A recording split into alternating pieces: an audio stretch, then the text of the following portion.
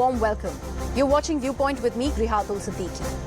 Just 5 years after, when the Law Commission of India had concluded that the Uniform Civil Code is neither necessary nor desirable, on June 14th this year, the Commission decided to solicit views and proposals from the public about the Uniform Civil Code. A move that keeps the pot boiling on one of India's most ideologically as well as politically rivaled issues. Hours after Prime Minister Narendra Modi in fact batted for the UCC while addressing BJP workers in poll-bound Madhya Pradesh, opposition parties slammed him and called his remarks an attack on India's pluralism and diversity. India's top Muslim body, the All India Muslim Personal Law Board, even held an emergency meeting last night to decide opposing the implementation of UCC altogether. But even as opposition accuses the Prime Minister of resorting to divisive politics, Aam Aadmi Party has made a dissenting pitch by openly supporting the Uniform Civil Code. Now, this isn't surprising. With the general elections approaching, we are likely to see heightened polarization and politicking over this matter. But the crucial question is whether the original purpose of gender justice and equality that was imagined by Jawaharlal Nehru and B.R. Ambedkar could be lost in the din. Remember, the BJP manifesto for 2019 Lok Sabha elections had also stressed on UCC to bring in gender equality in its truest sense. It promised that a uniform civil code would be drafted, drawing from the best traditions and harmonizing them with modern times. This implies that the UCC would include the best provisions of all personal laws. So rather than rushing to create a UCC ahead of general elections 2024, isn't it important to first ensure the participation of all religious groups and the judiciary? Because remember, a uniform civil code cannot just be a reform of personal law of minorities. It will require reforms of Hindu practices too. Like, not all Hindus in the country are governed by one law. Marriage amongst close relatives is prohibited by the Hindu Marriage Act 1955, but is considered auspicious in the South India. There is no uniform applicability of personal laws among Muslims and Christians either. A codified Muslim family law based on progressive interpretations of the religious text remains remarkably missing.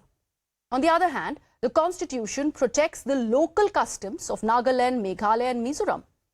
Even land laws in several states are discriminatory, and daughters do not inherit the landed properties in the presence of sons. In fact, if you also look at the Special Marriage Act 1954 and the Indian Succession Act 1925, which are examples of voluntary adoption of the Uniform Civil Code, they also have seen roadblocks that have been created through the recently enacted love jihad laws that prohibit interfaith marriages. So what do they do if not to basically violate the spirit of the Special Marriage Act? Given these vast and varied examples, wouldn't it be ideal that the enactment of the Uniform Civil Code happens in a piecemeal manner so that it remains in tune with the spirit of Article 44? A just code rather than a uniform code to strike the right balance. How's that for consideration?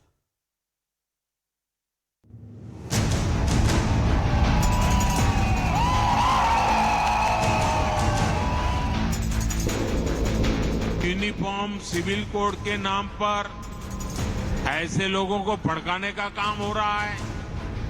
आप मुझे बताइए, एक घर में परिवार के एक सदस्य के लिए एक कानून हो, परिवार के दूसरे सदस्य के लिए दूसरा कानून हो, तो क्या वो घर चल पाएगा क्या?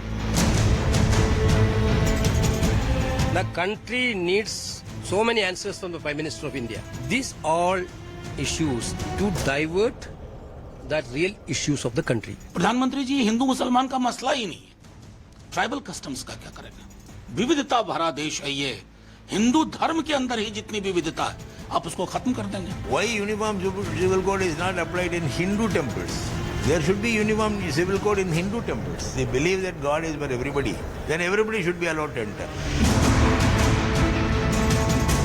हम ईमानदारी से मुस्लिम समाज को डेवलपमेंट की तरफ आगे ले जाने की बात न केवल कहते हैं बल्कि धरातल पर करते भी हैं और सपा हो, कांग्रेस हो, बसपा हो, इन तमाम लोगों ने केवल और केवल मुसलमानों को गुमराह रखने का काम किया, लेकिन कभी भी मुसलमानों के लिए ठोस काम इन्होंने नहीं किया। मैं मानता हूं कि यही वक्त है और सही वक्त है जब देश को कॉमन सिविल कोड मिलना चाहिए। सैद्धांतिक रूप से हम यूसीसी का समर्थन करते हैं।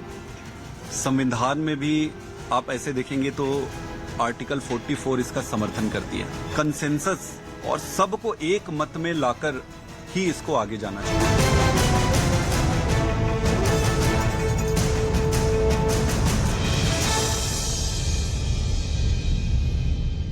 We have a full panel of guests on the broadcast to discuss further on this big story that we are tracking on Viewpoint this evening. Anil K. Antony of the BJP, Ashish Dikshit, who's a lawyer, Tausif Ahmed Khan, who's a political analyst, also Siddharth Sharma of the Aam Aadmi Party. They're all with us. We also will be having Flavia Agnes, who's a women's rights lawyer, later in the broadcast. In fact, let me actually begin with Mr. Siddharth Sharma of the Aam Aadmi Party, since Aam Aadmi Party very reluctantly joins us on this debate. Siddharth, I'll begin with you. Very good evening to you. I'd like to understand what made Aam Aadmi Party so readily agree to this entire pitch of uniform civil code that's been launched by the Prime Minister while he was in Bhopal, as opposed to the other of your opposition peers really thinking, waiting for giving their opinions. What did Aam Aadmi Party really see as far as UCC is concerned to go ahead and openly support it? Yeah, well, Griha, thank you very much for a very unique kind of introduction that you gave me. I'm absolutely not a reluctant person. Anyway, coming to the point, I think what yesterday happened was Aam Aadmi Party today has not supported any individual or the Prime Minister. We'll have to understand that 140 crore people of India are governed by a constitution since the last 75 years, in which Article 44 clearly states that uniform civil code is a desirable fact. So Aam Aadmi Party is essentially standing by the Constitution of India. Another reason being, since its foundation day in 2012, if you see Aam Aadmi Party's constitution and its genesis also, we have adopted the constitution's preamble as our Aam Aadmi Party's constitution. Okay. So Aam Aadmi Party has been very consistent that since Article 44 in the Constitution of India speaks about uniform civil code, we are supporting the Constitution of India. Now the point is, since you have I think you very rightly made a point that there is so much diversity in India that we need some kind of reconciliation. That is the point that we are trying to make, that this uniform civil code, can it be brought by a declaration done by any person, howsoever popular or powerful he is, or can it be brought with a proper consultation of 140 crore people? Because India is a very unique country, very diverse country. In fact, I don't know whether the BJP spokesperson is there in this panel or not. Yes. Then my simple question is, there is an Article 44 in India and there is an Article 334 in India. Article 334 gives certain special privileges to certain people in India, and Article 44 speaks about uniform civil code. How do you reconcile between the two? Because between the two, there is a huge contradiction. I think the BJP, since the BJP is in the government, they will answer it. Second question that I would like to ask through you to the BJP is, BJP has been in power since 2014 in India. It's been 9 years. Why didn't the Modi government bring a uniform civil code till now? Okay. Third point, in 2018, the 21st Law Commission under the Modi government itself came up with a report on the uniform civil code. This is a Law Commission report which has come under Modi government's regime. So what does that report say about the uniform civil code? So I think the government of India's representative will throw a certain light on it. Right. As far as Aam Aadmi Party is concerned, we are very clear that we are not supporting any party here. We are supporting the Constitution of India. And Article 44 clearly states that uniform civil code is a desirable thing, and we support the Constitution of India. Okay, all right. So thank you so much for asking questions on my behalf. But let me actually bring in Anil Antony now. Let me bring in Anil Antony of the BJP. Anil, apart from these questions that the Aam Aadmi Party is raising, they also make that one point that why did the BJP take 9 years to go ahead and speak about the UCC, leave aside at least implementing that. I'd like to understand from you, why is there a hurry, especially ahead of 2024 elections, for the Prime Minister to not just speak about the Uniform Civil Code, but also claim implementation before the general elections 2024? Is it not going to unsettle many who are the legit stakeholders when it is about Uniform Civil Code and the decisions and observations that need to be made and the views need to be taken? Thank you. Yesterday, while the Honorable Prime Minister was addressing a crowd in Bhopal, put forward to our citizens some very important thoughts to ponder upon. Where in the world do you actually have a scenario where multiple citizens of the same country, multiple people have different set of personal laws, code of personal laws that are more aligned to religion than the constitution? This was the main point. We are a democracy, we are a republic, we are a secular democratic republic, which is guided by the Constitution of India. And as everybody here are aware, the Article 44 of the Directive Principles of State Policy, the Part 4 of the Constitution, very clearly, it is the guiding principles of governance for every government. And it very clearly says that a uniform civil code should be endeavored by every government. And this was what the Prime Minister was also suggesting yesterday, which is a thought which many, including the founding fathers of our constitution, including Dr. B.R. Ambedkar, shared very similar. You know, Anil, I'm sorry for interjecting, but I'd like to understand this one thing, that endeavor to achieve it and going ahead and forcing the implementation. That's how it is being projected and perceived by various other political parties, the opposition specifically. Yes, I will how does the BJP plan to counter that? Yes. So sadly, like, there is no question, like, this is all misinformation, and these are all misunderstandings that certain political parties, especially certain opposition parties, are trying to create among the public. When certain political parties that are reliant on, which consider certain minorities as vote banks, especially those who consider as Muslims as vote banks, they are trying to raise confusion and they are trying to incite fear among our public by raising facts which are not true. The 22nd Law Commission, has very clearly, in the most transparent of manners, have asked various sections of our society, including every religious organizations, to give their views within the next 30 days. There is a process that is followed, which is aligned to our constitutional values, our constitutional principles, and the directive principles of our constitution, and a process is being followed. Okay. While a process is being followed to build consensus, here are some people in the opposition, because they want to polarize the electorate, because they want to create fear among the minorities, especially the Muslim communities, are creating false narration that certain things are being pushed into the population, which is wrong. Okay. All right. Let me bring in Flavia Agnes, who's now joined us on the broadcast. Flavia, thank you so much for joining us. Very good evening to you. You are of the view that after the 21st Law Commission had, in fact, submitted its report, the government has failed to implement any of those observations that have been made as far as UCC is concerned. Yes. Do you feel so? Yeah, Flavia. So what's your question? So I wanted to understand what the claim what's your that question? Anil Antony is making, that the government is seeking to build consensus through the 22nd Law Commission panel by seeking views of all the people, the stakeholders who matter. Do you think this is a feasible idea right now with the announcement that Prime Minister Narendra Modi has made, considering you claim that there have been no following of the recommendation the earlier Law Commission that has made? Yeah, the idea is that 2018, the report that was brought out by the 21st Law Commission clearly marked out one basic principle, that we should weed out discrimination. Nobody should be discriminated against.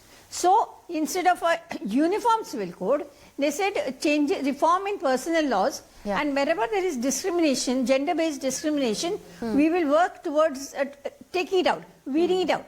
So this was agreeable to everybody. There was no opposition to this at all. But the government did not heed to this. Government did not do anything. And now they have come out with, let's have your opinion. What do you think? Now, that opinion is fine. that you can ask people to give their opinion. But it seems that the government has made up its mind, particularly in the context of the Prime Minister's yesterday's announcement that we are going ahead with the Uniform Civil Code. Now that is very scary because that is an imposition. That is not taking views. And drafts are already ready. And they want to introduce it in Uttaranchal and other places. So now what is going to happen? Now we have not seen a draft. Nobody has seen a draft. What does it contain? Does it only talk about age of marriage, prohibited degrees? There's so many things. HUA of property, the marriage procedure, the divorce procedure. There are lots of things that are there. Property inheritance, adoption, etc., etc. So if there is no draft, how do we respond to it? Yes. We are struggling very hard to send our responses, but this is where we are stuck. What do we agree and what do we disagree? Okay. Anil, would you like to respond to this? That's a very important point that Flavia is making. That if at all you claim that the stakeholders' views are going to be taken to build consensus, where are those views if a draft has already been made as far as UCC is concerned? See, the Law Commission is working on a, like in the last month, the Law Commission did ask every member of our society to give their views. So views are being taken. In the next 30 days, everybody are asked to give their views and then processes are being followed. Okay. So at this moment, while the process is ongoing, first of all, it is very unfair and it is not right to say that already an end decision has been made or already we have decided to push it. So this is not the fact. At this moment, the Law Commission is working on consensus and the Prime Minister yesterday was not pushing anything to the public. The Prime Minister was raising a very important, pertinent point as a question to the public when he very clearly said that nowhere in the world do we have a scenario where different members of the population, different segments of our population who are citizens of the same country have different set of personal You made that laws. point, but I'd like to understand this one thing, Anil. You know, I'd like to understand this one thing. You say 30 days and we would have a certain draft that will be made public on the recommendations of the various stakeholders. Let's talk about the Hindu Code Bill. As far as history goes, it took 14 years for it to actually see the light of the day. And one of the most vocal critics of the Hindu Code Bill was then President Dr. Rajendra Prasad himself. He said that the views of, a minuscule progressive minority cannot really go ahead and dominate and talk about what the Hindu Code Bill should have and should not have. Do you think bringing in a UCC can be done in 30 days? See, the process of consulting right now, the first stage is happening, which is the Law Commission, the 22nd Law Commission, asking different members of our society, including different religious organizations, to give their views. This doesn't mean that after 30 days there will be a law. It means that consulting process, the first stage of consulting process is over. And after that, remaining processes will also be followed that will be aligned to constitutional values and principles and aligned to the directive principles of state policy, which is what is happening. So all these timelines and all these narrations that are created that certain things are being pushed to people are actually narrations that are created to create fear among minorities, which is cut off from realities. Okay. So this is the actual reality. And then you look at precedences, like I already mentioned previously, the Article 44 of Constitution is very clear. Similarly, even judiciary, different members of a judiciary over a period of time also had fairly they had given various suggestions and they had given various views that are also fairly aligned to the creation of a uniform civil code. For example, I will give an example that happened in 1985, where there was a Shahbanu case, where at that point of time there was a Muslim man, man who was an ex-husband, who the Supreme Court had who asked to give alimony to one of their wives, one of the ex-divorced wives. And at that point of time, sadly, the parliament cancelled it. But at that time, this is what the Supreme Court had said. A common civil code will help the cause of national integration by removing desperate loyalties to law which have conflicting ideologies. Similarly, in 1995, again, there was a Supreme Court case where it was the Sarla Mudgal case, where again the Supreme Court at that point of time had requested the Prime Minister to review and once again re-examine Article 44. So here is a scenario where, yes, discussions have been happening for 75 years, Okay. but the constitution is very clear on it. Okay. It is not binding. All right. However, the directive principles of our constitution is very clear that it is recommended to have a UCC. Okay. All right. Different Let me point bring of in time, the Tausif judiciary Khan. also has similar Okay, view. got your point. And Anil? at Yes. this moment, the Bharatiya Janata Party government is following constitutional practices and constitutional values, following some of the old judgments Sure. which were aligned to it, and is working to create a consensus to ensure Okay. that constitutional values and principles are followed. Sure, sure. Siddharth, I'll come to you in just a bit because I need to give the other members on the panel a chance. Let me bring in Tausif Ahmed Khan on this. Tausif, if this is the view that the BJP is presenting and they are staying away from this this entire narrative of imposition as far as UCC is concerned, why do you think the All India Muslim Personal Law Board was forced to actually convene a very, very emergency meeting, and then they put out almost a statement where they said that they are not going to be supporting the implementation of the UCC? Yeah, because the Law Commission has in a publicly, sought recommendations and views from different organizations and members of society.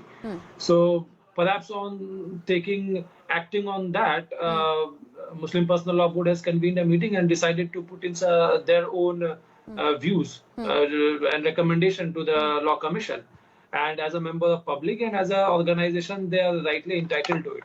You see, the point here of raising this UCC issue now, just before the election, we are not very far away from the general election, is a political gimmick by BJP.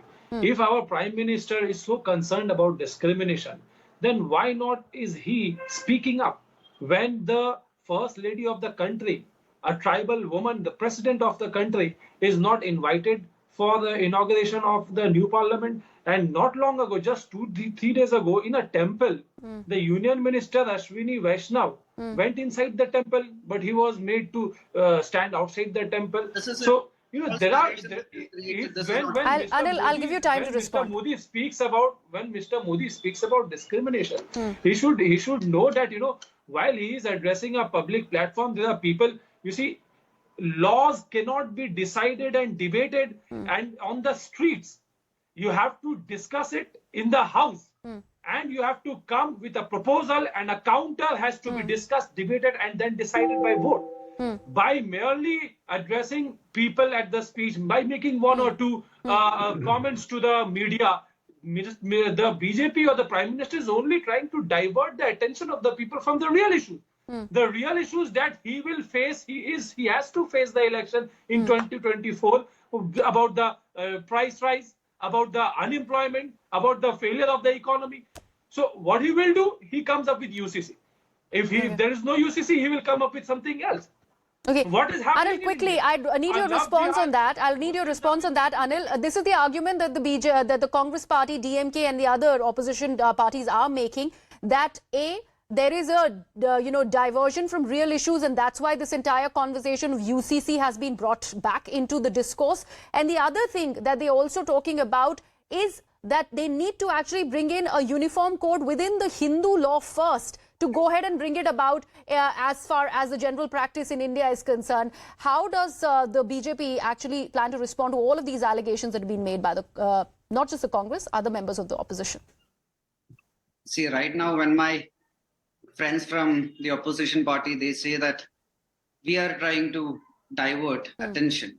But however, the arguments make it very clear that the arguments they are giving are actually diverting from actual issue, where UCC, the Universal Civil Code, had always been in the BJP's, BJP has always supported UCC since the party has been formed. And as far as the public is concerned, the Prime Minister has put forward a view which is on building equality among the various diverse sections of our parliament. Like I had mentioned earlier, there is nowhere in the world, there is nowhere in any democratic republic that is secular, where you have a scenario where different segments of your population have different personal laws. And here, when you look at some of the past circumstances that had become very public, it was always the marginalized who have suffered because of this aberration.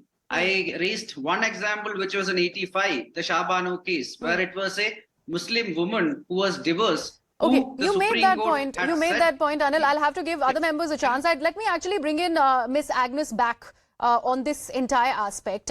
Miss Agnes, when the UCC was part of the BJP manifesto, they spoke about it being gender just. They spoke about having a level playing field, and this particular pitch that the Prime Minister has spoken about speaks about how the minorities are going to be benefiting from it, and this is also an outreach to the Pasmanda Muslims. Do you see that stance really changing? And do you think that the entire gender just UCC, that was basically what the premise of UCC was when it was implemented, when it was spoken about at the time of Ambedkar and Nehru, that has in fact taken a backseat?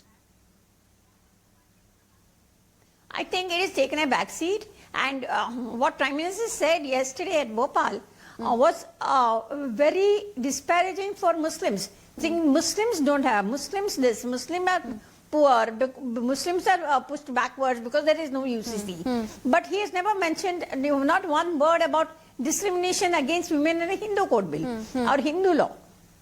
And we have this HUF property, and the 21st Law Commission clearly talked about abolishing HUF property and how Hindu women are denied. There are so many discriminatory practices under Hindu law. For instance, the Saptapadi, the going down the fire, the Kanyadan. So many practices are there. There's a whole issue of dowry and dowry-related murders and so much violence within the marriage. Because the girl is not supposed to come back. She's supposed to be the pariah then. In the husband's family, she doesn't have a share in her parental property. Now all these things are happening. Women are killed in their husband's home. And if you see I've done a study of this, about 500 cases, and there were hardly 3 or 4 Muslim cases. The rest are all Hindu cases. Now so much violence is there, and we are saying there's no discrimination against Hindu women under Hindu law or Hindu customary practices. And how are we going to take them out? If you're only addressing that Muslims are this and Muslims are that and Muslims are backward, and it was very clear that the discrimination against Hindu women was not in the Prime Minister's agenda, and it's nobody's agenda because we don't want to bring it up. Okay. HUF property, we don't want to bring it up. Dividing the matrimonial assets, we're not concerned about. There are so many complex issues, and within 30 days we are supposed to respond without having a draft also. Okay. Now, I don't know what we are responding to. Okay. And these are our concerns. All right. Let me now bring in Ashish Dikshit. All right. Ms. Agnes, thank you so much for that point. Let me actually bring in Ashish Dikshit, who's another legal voice on the panel. Mr. Dikshit, thank you so much for so patiently waiting and listening to the various people who are offering their perspective on this big debate. But help us understand, how does it happen? How does it function when it is about the recommendations of the 22nd Law Commission? What is the process? And do you think due diligence is being followed by the government of the centre? And when does the government actually get in after the recommendation has been submitted by the Law Commission? Good evening to all. See, the UCC is a concept on which we are not in 2023 debating for the first time. Yes. Even when the constitution was being framed, there was much debate on this issue. In fact, the UCC was supposed to be in the fundamental rights section, but 5:4 was the majority, by which it was not included in the fundamental rights section. It was considered to be a directive principle of state policy. But now, let's come back to 2023. What is the current situation? It would be naive to say that we don't know what is BJP's agenda. Since 2019, 2014, since BJP came into inception, UCC has been on their agenda. So to say BJP wants it, everyone knows it. But what is the legal situation, how it can be done? Today, the Law Commission has asked that for every individual, organization, or any person who wants to give their suggestion on UCC, whether supporting or opposing, can give their suggestions to the Law Commission. Law Commission, after going through the suggestions, will prepare a report. And let me just confirm that in 2018, the Law Commission did not submit a report. Yes. It was a consultation paper. It was not a report of the Law Commission. So the And we can say that the 22nd Law Commission will continue in furtherance of that consultation paper. So whosoever is supporting or whosoever is opposing will give their views. The Law Commission will submit a report. The Ministry of Law and Justice will consider that report. A draft statute will be prepared. It will be presented in Parliament, and it may be sent to the parliamentary committee. So the procedure is not such that just because the Prime Minister has made a statement to his party workers, it will become law of the land. The procedure is very tough. It's not an easy procedure. The Law Commission at present is only asking for suggestions. Right. So only situation before us is that suggestions are being invited.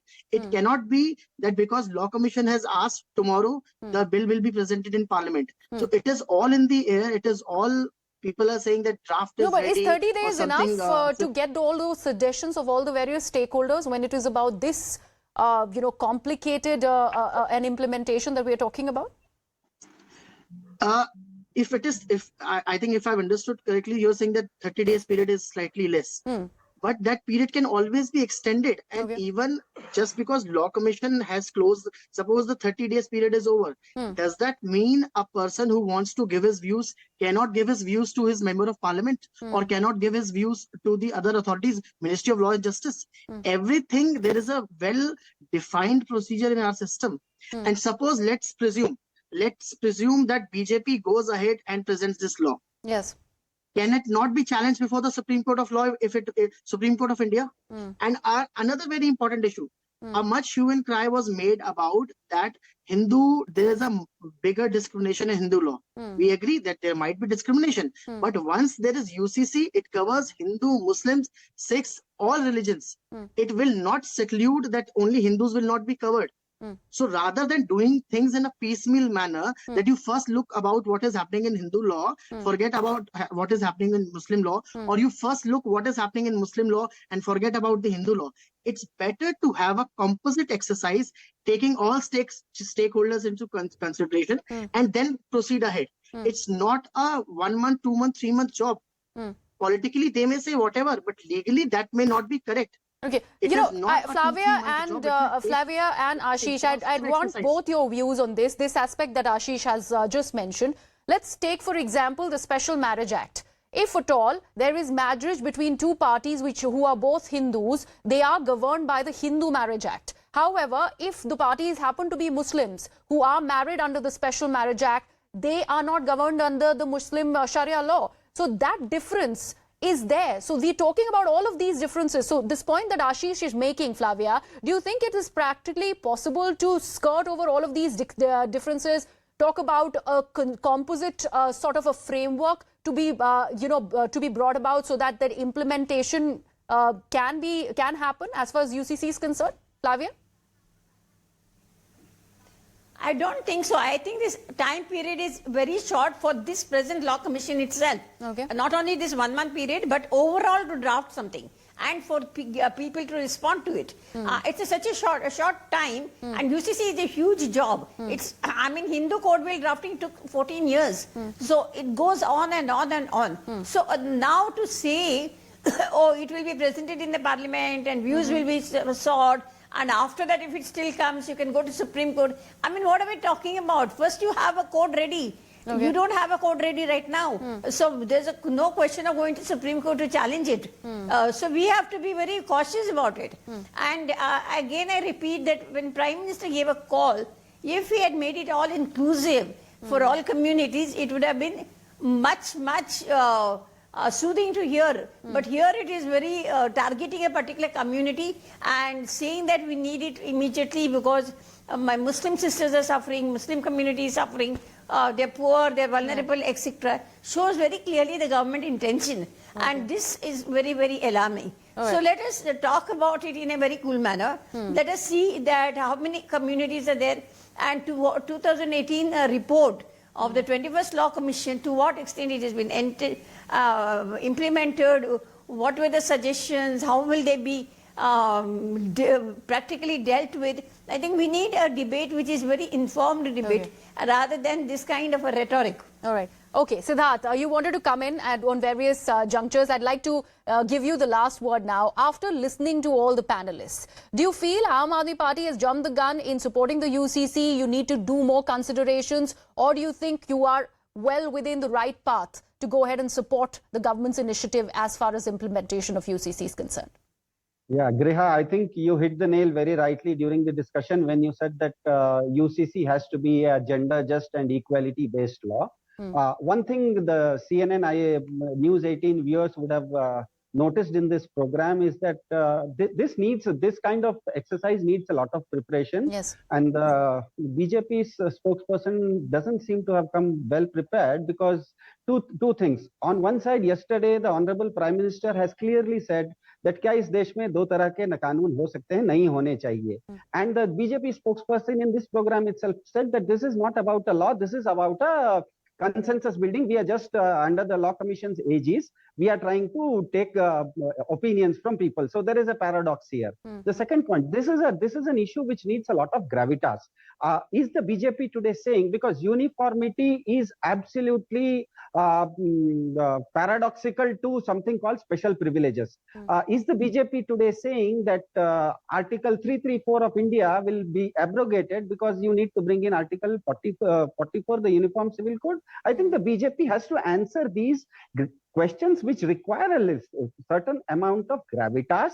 This is not a thing that you just, we have to do a lot of research into it. Very clearly, BJP has to take a stand today that because the word itself, uniformity versus special privileges, are paradoxical to each other, is BJP today saying that Article 334 will be abrogated to bring in Article 44? Point number two, the BJP spokesperson on this program has to very clearly say, yesterday the Prime Minister has very unequivocally said that this nation has to have cannot live with two kinds of laws. The Prime Minister was very unequivocal. And the BJP spokesperson on this program very clearly said that this is just a exercise in taking opinions. And the strange thing is that in this program, there is not a single political party which is opposing Uniform Civil Code. Yet the BJP spokesperson twice in this program said the opposition is going hammer and tongs. I don't know who is the opposition in this program who is going hammer and tongs. Why is BJP in a paranoia here? This clearly shows that BJP right now is ill-prepared about the entire UCC. Okay. I don't know. I don't think they are well prepared enough to debate these kind of issues. All right, take your point there, Siddharth. Thank you so much for actually sharing your views. I'd like to thank all my panel members for joining me on this important debate and taking my cue from the words of Flavia Agnes. We have to refrain from rhetoric because this is an important debate. It needs to be an informed one. And again, reiterating the point that had made at the start of the bulletin, that this needs to be first gender just rather than uniform. And that needs to be taken into consideration by the Government of India before this entire pitch of implementation of Uniform Civil Code.